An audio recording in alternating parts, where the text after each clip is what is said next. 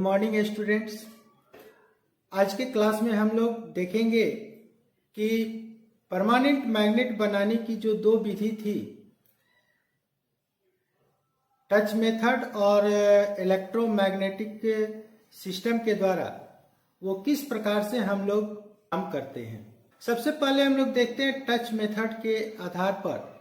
Touch method के आधार पर चुंबक बनाने की तीन विधियां हैं, जिसे हम लोग कहते हैं number 1 single touch method, number 2 double touch method और नंबर 3 में होता है divide touch method.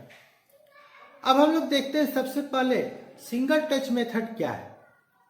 Single touch method में जिस स्टील या लोहे को चुंबक बनाना होता है, उसके ऊपर एक परमानेंट चुंबक को हम लोग 50 से 60 बार घर्षण करते हैं, जिसके कारण वह स्टील या लोहा चुंबक बन जाता है। दूसरे विधि में हम लोग देखते हैं कि जिस स्टील को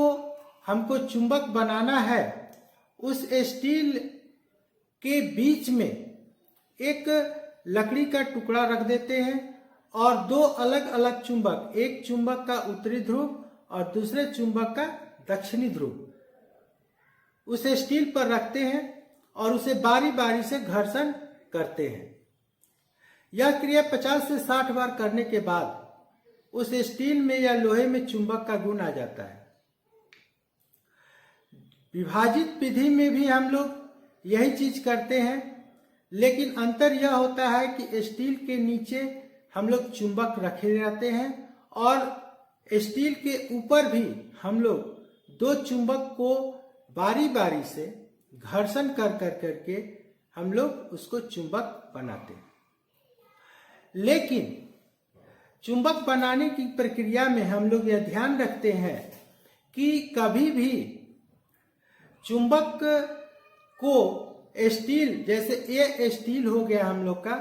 इस स्टील पर अगर हम लोग ये चुंबक रखते हैं तो चुंबक को यहां से स्टार्ट कर करके इस तरह से सिरे तक पहुंचेंगे और पुनः हम लोग इसको उठा कर करके फिर से इस जगह पर रख करके इसको अंत तक पहुंचेंगे। अगर हम लोग इस तरह से करते हैं तब तो वो चुंबकित होता है, लेकिन अगर हम लोग इस प्रकार से करते हैं, जैसे यहां से चुंबक रगड़ते हुए हम लोग यहां तक आए और फिर हम वापस इसको यहां तक आ गए और फिर रगड़ रहे हैं, तो इस तरह से करने पर चुंबक का गुण उसमें नहीं आएगा, क्योंकि एक बार में चुंबक व्यवस्थित होगा और दूसरे बार में चुंबक अव्यवस्थित हो जाएगा। तो इस तरह से हम लोग स्थिर चुंबक बनाते हैं। स्थिर चुंबक बनाने के लिए हम लोग इस तीन में से किसी एक मेथड का उपयोग करते हैं। अब जो मेथड हम आपको बताने जा रहे हैं वो मेथड काफी इंपॉर्टेंट मेथड है और वह मेथड है इलेक्ट्रोमैग्नेट के द्वारा विद्युत चुंबक किस प्रकार बनाया जाता है। विद्युत चुंबक बनाने के लिए हम लोग एक तार का कुंडली लेते हैं, तार का कॉइल लेते हैं और उस तार के दोनों सिरे पर हम लोग विद्युत सप्लाई जोड़ते हैं और उसके बीच जिस स्टील या लोहे को चुंबकित करना होता है, उस कॉइल के बीच में हम लोग, जैसे मान लेते हैं ये कॉइल हो गया हम लोग का, और इसके इस बीच में उस चुंबक को रख देते हैं। अब जब हम लोग इस कॉइल में सप्लाई देते हैं तो कॉइल में धारा प्रवाहित होता है, जिसके कारण वहां पर चुंबक उत्पन्न होता है और जो रड हम लोग रखे रहते हैं वो रड चुंबकित हो जाता है। अगर हम लोग एसी सप्लाई देंगे तो उत्तरी ध्रुव और दक्षिणी ध्रुव हमेशा चेंज करते रहेगा, लेकिन अगर हम लोग डीसी सप्लाई देंगे तो लोहे का एक सिरा उत्तरी ध्रुव और लोहे का दूसरा सिरा दक्षिणी ध्रुव का काम करेगा। अगर हम लोग यह प्रक्रिया काफी लंबे समय तक करते हैं और मैग्नेटिक मटेरियल वाले पदार्थ का उपयोग करते हैं, तो उसमें चुंबक का गुण उपस्थित हो जाता है।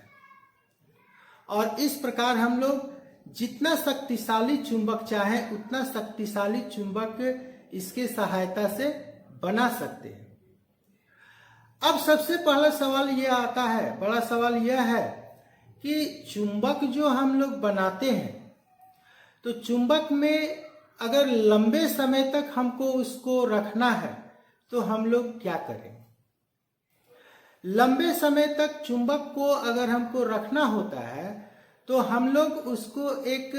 सिस्टम के तहत रखते हैं, जिस सिस्टम का नाम है कीपर। कीपर में क्या होता है कि दो चुंबक यदि हमको रखना है, जैसे दो ये छड़ चुंबक है, अगर इसको रखना है तो इसके बीच में एक कुचालक रख देते हैं और ये जो दोनों सिरा है, ये दोनों सिरा पर एक स्टील या लोहे के प्लेट को रख देते हैं। एक चुंबक का उत्तरी ध्रुव और दूसरे चुंबक का दक्षिणी ध्रुव। इस प्रकार से अगर हम लोग रखते हैं कीपर की सहायता से तो परमानेंट मैग्नेट का चुंबक का गुण काफी लंबे समय तक स्थित रहता है। नेक्स्ट क्लास में हम लोग पढ़ेंगे कि चुंबक चैप्टर में, मैग्नेटिज्म चैप्टर में जो इम्पोर्टेंट्स कुछ रूल्स हैं, जैसे फ्लेमिंग का नियम, इसके अलावा कुछ नियम्स जो है वो हम लोग पढ़ेंगे और उसको हम लोग देखेंगे। तो नेक्स्ट क्लास में हम लोग जो क्लास करेंगे उसमें हम लोग मैग्नेटिक पोल के बारे में पढ़ेंगे, मैग्नेटिक क्षेत्र के बारे में पढ़ेंगे, परमेबिलिटी के बारे में पढ़ेंगे, मैग्नेटिक अक्ष के बारे में पढ़ेंगे, फ्लक्स स्ट्रेंथ क्या होता है इसके बारे में पढ़ेंगे, चुंबकीय लीकेज क्या है इसके बारे में पढ़ेंगे, मैग्नेटिक बल रेखा, unit magnet pole, leakage factor, magnetic flux, MMF, saturation, magnetic retentivity, flux density, screening, helix का नियम, सोलेनाइड, टोरॉइड तथा एम्पियर टर्न के बारे में नेक्स्ट क्लास में हम लोग चर्चा करेंगे। अगर ये वीडियो आपको अच्छा लगे तो अपने सभी दोस्तों तक इसे शेयर करें, जिससे उनका छूटा हुआ क्लास पूरा हो सके और उनको एग्जाम में अच्छे मार्क्स मिल सके। अभी तक अगर आपने ये चैनल सब्सक्राइब नहीं किया है तो जल्द इस चैनल को सब्सक्राइब करें, वीडियो को लाइक करें और शेयर करें। Thank you.